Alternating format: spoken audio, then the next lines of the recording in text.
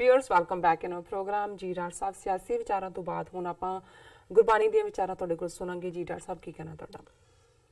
देखो ब्राह्मणवाद जिहदा संबंध लगभग 4000 साल पहला जे रिगवेद नूं असीं उन्हां दा पहला धार्मिक ग्रंथ के तौर दे उत्ते मन के तुरीए है जी। इस पीरीयड च ऐसा वक्त भी आया जदों कि इन्हां नूं सीरीयस चैलेंज इन्हां दी आइडियोलॉजी नूं फिलोसफी नूं विचारधारा नूं आया। पहला सीरीयस चैलेंज बुद्ध धर्म दा सी जी। लगभग 2500 साल पहला बुद्ध ने जदों बनारस तो थोड़ी दूर खलो के सारनाथ च कहा कि मैं ब्राह्मण को नहीं मानता, बुत परस्ती नूं उन्हें कंडैम कीता, पुजारीवाद नूं कंडैम कीता। तो फिर एक स्टेज ते बुद्ध दा थॉट काफ़ी पॉपुलर हुंदा चला गया तो लगभग 1000 साल बुद्ध धर्म दा अफगानिस्तान तो लैके और सारे इस खिते दे विच बोलबाला रहा। और तक्षशिला नालंदा बड़ियां बड़ियां यूनिवर्सिटीज़ होंद दे विच आईयां जी। लेकिन ब्राह्मण ने फिर बड़ी चलाकी दे नाल शास्त्र ते शस्त्र दोनों का इस्तेमाल करके बुद्ध धर्म नूं उस सफाए हस्ती तो सब कॉन्टीनेंट दी जिहड़ा मुकाया जिस नूं अलामा इकबाल ने कहा कि ब्राह्मण सरशार है अब तक मये पिंदार में, शमाए गौतम जल रही है महफिले अग्यार में। वो बाहर चली गई गल, इत्थे इन्हां ने मुका दी। पर जदों लगभग 1000 साल किसी भी आइडियोलॉजी का विचारधारा का किते बोलबाला रहिंदा है उहदे इंपैक्ट उहदे प्रभाव रहिंदे ने। और जदों तुसी दोबारा जिहड़ी कोई ताकत अपना उत्थे बोलबाला करना चाहुंदी है उहदे कुछ एलीमेंट्स नूं उहनां नूं इनकॉर्पोरेट करना पैंदा है। जिस तरह ब्राह्मण कदे भी वेजिटेरियन नहीं सी, ये तां गां खाण वाले सी। रिगवेद दे विच तां गौ मेघ याग, अश्वमेघ याग, गज मेघ याग, हाथी घोड़ा गां मार के खाण दे। पर क्योंकि बुद्ध अहिंसा परमो धर्मा यकीन रखदा सी, कंपैशन वेजिटेरियनिज्म नूं एनकरेज कीता, जदों वापस ब्राह्मणवाद ने अपना झंडा गड्ढिया बुद्धिज्म दा खाड़ के ते ये भी जड़े ने वैष्णो बन गए, वैष्णव विष्णु नाल जोड़ के। और एक इंपैक्ट जड़ा स्पिरिचुअल डोमेन दे विच होया कि क्योंकि बुद्ध धर्म इंट्रोवर्ट, निर्वाणा मार्ग, समाधि और पेनेंस ये सारे दा हिस्सा सी। सो इन द मिडल हिंदू धर्म दे विच संन्यास इन्हां ने उन्होंने सब तो उच्चा दुनिया तो दौड़ना और ब्राह्मणवाद जड़ा बुद्ध धर्म दे इन्हां एलीमेंट्स नूं इकट्ठा करके 7वीं 8वीं सदी तो लैके फिर जड़ा 14वीं 15वीं सदी तक जिहदा काफ़ी बोलबाला रहा है खास तौर ते नॉर्थ इंडिया वो मत आया जिस नूं नाथ मत भी कहंदे सी, जोग मत भी कहंदे सी। और उन्हां दे बड़े धुरंधर गोरखनाथ, मछंदरनाथ अज भी पाकिस्तान के जिला झेलम च जिहड़ा टिल्ला जोगी है उत्थे अजे भी गोरखनाथ मछंदरनाथ के टिल्ले भी ने। और ये उही टिल्ला जोगी है जिथे रांझा जिहड़ा है वो जोग लैण दे लई गोरखनाथ दे कोल गया और उत्थे उहदा भी बनया हुआ। गुरु नानक साहब ने भी उत्थे जाके इन्हां नूं चैलेंज कीता जोग मत नूं और नाथ मत नूं। इसे तरह अचल बटाले भी इसे तरह जिहड़ा अज नानक मत है कदे गोरख मता सी। सो सारा नॉर्थ इंडिया जिहड़ा कि ये अमलगम बनया बुद्ध दे थॉट दा और ब्राह्मण दे थॉट दा, उन्होंने एक स्टेज ते सारे नॉर्थ इंडिया नूं टेक ओवर कीता। और असीं पिछले पीरीयड च देख रहे हैं खास तौर पर जदों तो मोदी सरकार होण च आई है किवें वो रामदेव जी दे नाम नाल स्वामी लाया होया है योगा और किवें उन्हां दे विच बहुत सारे सिख भी जिहड़े ने वो जोगी योगा मत दे फॉलोअर बने हुए ने। और उहदे फॉलोअर की है जी असीं एक्सरसाइज लई कर ये स्पिरिचुअल इन्हां दा डिसिपलिन है जोगियां दा, ये कोई एक्सरसाइज दा ये तां बहाने ये अपना सौदा बेच रहे हैं और उस सारे नूं साडा एक वड्डा हिस्सा कबूल कर रहे हैं। और फिर उहदे जिहड़ी पतंजलि बना के अपना अदरवाइज बिलियंस ऑफ डॉलर्स की मार्केट क्रिएट की सरकारी मदद दे नाल। सो अज जिहड़ी विचार भाई गुरदास जी दे असीं सोमवार दे प्रोग्राम च जिहड़े बहुत वड्डे स्कॉलर होए ने लगभग 4 सदियां पहला उन्हां दे सवैये जिहड़े कि ब्रज भाषा दे विच ने उसी डिस्कस करदे और अज सवैया नंबर 247 विचार अधीन है।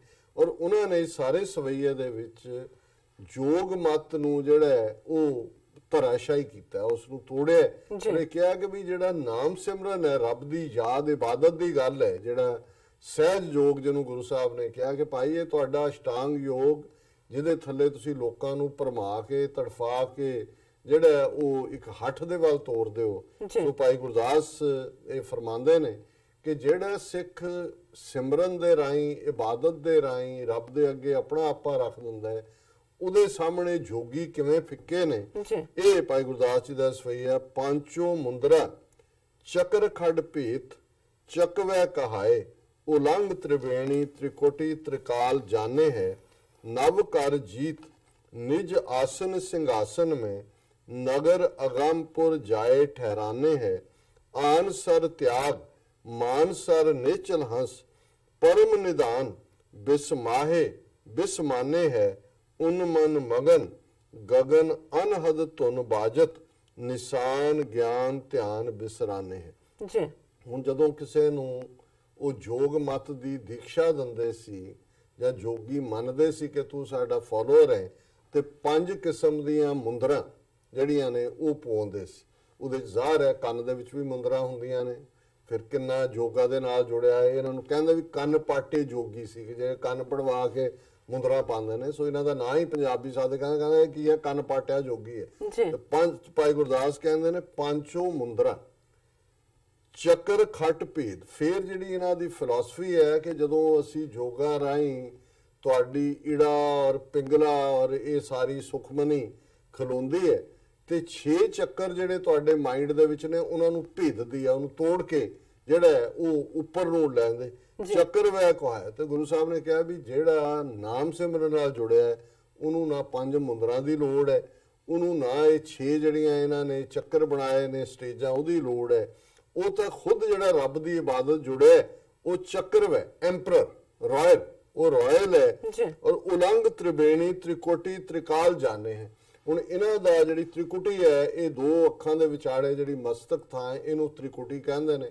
ਔਰ ਅੰਦਰ ਵੀ ਜਿਹੜਾ ਇਹ 3 ਡਿਫਰੈਂਟ ਇੜਾ ਪਿੰਗਲਾ ਸੁਖਮਨਾ ਦੇ ਮੇਲ ਨੂੰ ਤ੍ਰਿਵੇਣੀ ਦੇ ਨਾਲ ਜੋੜਦੇ ਨੇ। ਅਦਰਵਾਈਜ਼ ਹਿੰਦੂ ਤ੍ਰਿਵੇਣੀ ਗੰਗਾ ਜਮਨਾ ਸਰਸਵਤੀ ਜਿੱਥੇ ਮਿਲਦੀ ਹੈ, ਇਲਾਹਾਬਾਦ ਪ੍ਰਯਾਗਰਾਜ, ਉਹਨੂੰ ਤ੍ਰਿਵੇਣੀ, ਜੋਗੀਆਂ ਦੀ ਤ੍ਰਿਵੇਣੀ ਅੰਦਰ ਹੈ ਇਹਨਾਂ ਤਿੰਨਾਂ ਨਾਲ ਜਿਹੜੀਆਂ ਨਾੜੀਆਂ ਦੇ ਨਾਲ।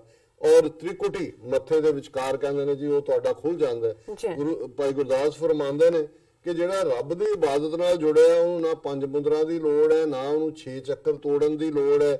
ਉਹਨੇ ਤਾਂ ਤ੍ਰਿਵੇਣੀ त्रिकोटि त्रिकाल ਇਹਨਾਂ ਸਾਰਿਆਂ ਨੂੰ ਜਿੱਤ ਕੇ त्रिकाल ਉਹ ਪਾਸਟ ਪ੍ਰੈਜ਼ੈਂਟ ਤੇ ਫਿਊਚਰ ਇਹਨਾਂ ਤਿੰਨਾਂ ਦਾ ਹੀ ਜਾਣੂ ਹੋ ਜਾਂਦਾ ਹੈ।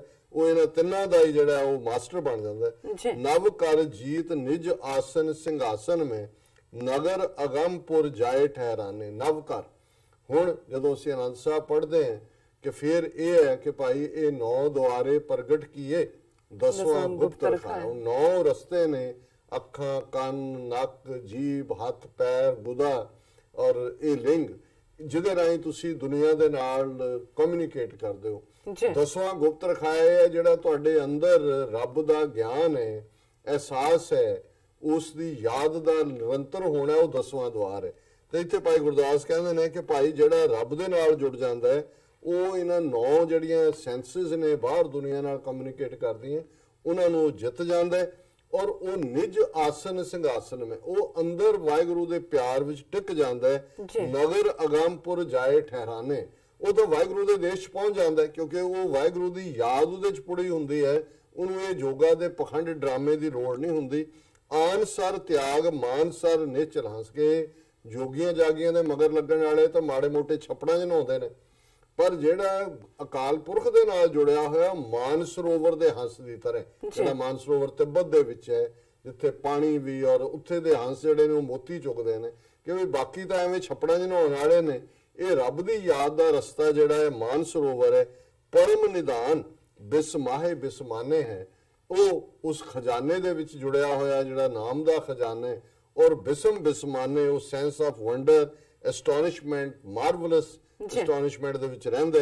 ਤੇ ਅਖੀਰ ਚ ਭਾਈ ਸਾਹਿਬ ਨੇ ਕਿਹਾ ਉਨ ਮਨ ਮਗਨ ਗਗਨ ਅਨਹਦ ਤੁਨ ਬਾਜਤ, ਨਿਸ਼ਾਨ ਗਿਆਨ ਧਿਆਨ ਬਿਸਰਾਨੇ ਹੈ, ਕਿ ਉਸ ਦੇ ਅੰਦਰ ਉਹ ਉਸ ਦੀ ਯਾਦ ਚ ਮਗਨ, ਵਾਹਿਗੁਰੂ ਦੀ ਯਾਦ ਦੇ ਵਿੱਚ ਅਨਹਦ ਤੁਨ, ਉਹਦੇ ਅੰਦਰ ਹਮੇਸ਼ਾ ਆਨੰਦ ਦੇ ਵਾਜੇ ਵੱਜਦੇ ਨੇ, ਕੋਈ ਖਲਾ ਨਹੀਂ ਹੁੰਦਾ। ਜੀ। ਔਰ ਉਸ ਬਾਕੀ ਸਾਰੀਆਂ ਦੁਨੀਆ ਦੀਆਂ ਚੀਜ਼ਾਂ ਜਿਹੜਾ ਗਿਆਨ ਧਿਆਨ ਸਭ ਉਹਦੇ ਲਈ ਕੋਈ ਮਾਇਨੇ ਨਹੀਂ ਰੱਖਦਾ, ਕਿਉਂਕਿ ਉਹ ਅੰਦਰ ਵਾਹਿਗੁਰੂ ਦੇ ਪਿਆਰ ਵਿੱਚ ਟਿਕਿਆ ਹੋਇਆ ਹੈ, ਉਸ ਅਨਹਦ ਦੇ ਆਨੰਦ ਦੇ ਵਿੱਚ ਆਪਣਾ ਜੀਵਨ ਬਸਰ ਕਰਦਾ। ਜੀ ਡਾਕਟਰ ਸਾਹਿਬ, ਤੁਹਾਡਾ ਬਹੁਤ ਬਹੁਤ ਸ਼ੁਕਰੀਆ, ਤੁਸੀਂ ਅੱਜ ਦੇ ਅਹਿਮ ਇਸ਼ੂ ਤੇ ਅੱਜ ਦਾ ਵਿਚਾਰ ਸਾਡੇ ਦਰਸ਼ਕਾਂ ਨਾਲ ਸਾਂਝਾ ਕੀਤਾ।